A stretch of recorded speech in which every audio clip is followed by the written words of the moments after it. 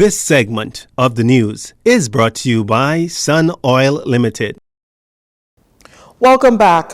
Since it was revealed via social media sometime last week, many have questioned Prime Minister Philip Davis on his appointment of former Education Minister Jerome Fitzgerald as an advisor in the office of the Prime Minister.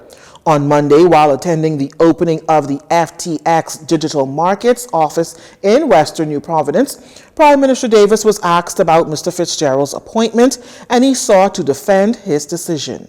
What question would they have? Well, why did you decide to bring up that? Because I'm looking for the best and brightest amongst us to help me carry through the big changes I have for this country.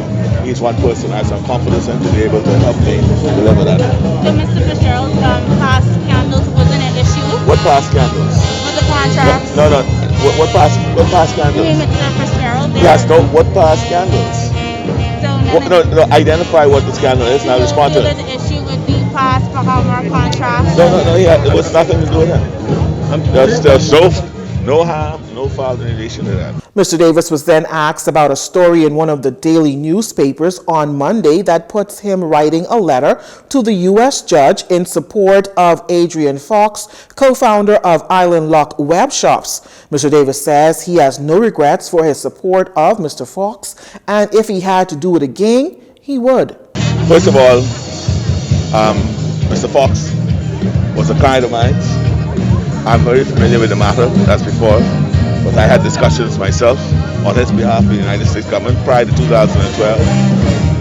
And he has so reordered his life that, and his philanthropy and what he's been doing and helping his community, I thought it only fitting for me to say to the court what I thought of him.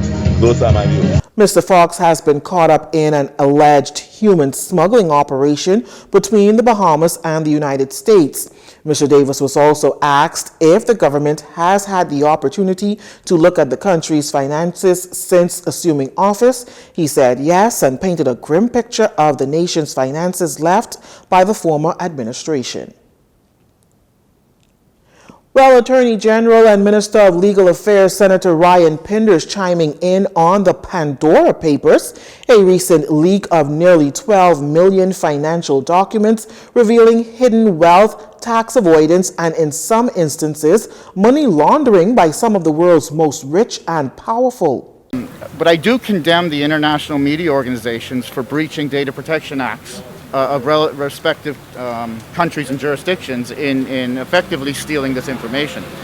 But I do note that in the Pandora Papers, for the first time, I think in any of these public releases, that larger countries have been identified as being culprits, I guess you could say, with respect to these financial matters. Back in December 2018, the Bahamas enacted legislation requiring companies and certain trusts to declare their real owners to a government registry as the country was under pressure from larger countries, including the U.S., to do more to block tax dodgers and criminals from the financial system.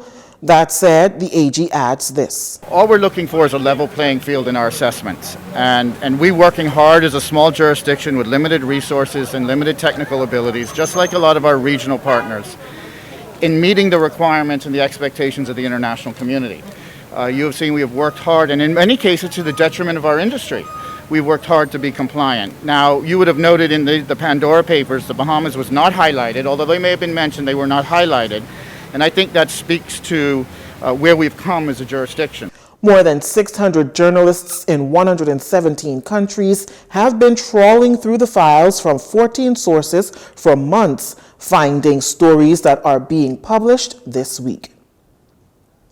Our final story is up next. This segment of the news has been brought to you by Sun Oil Limited.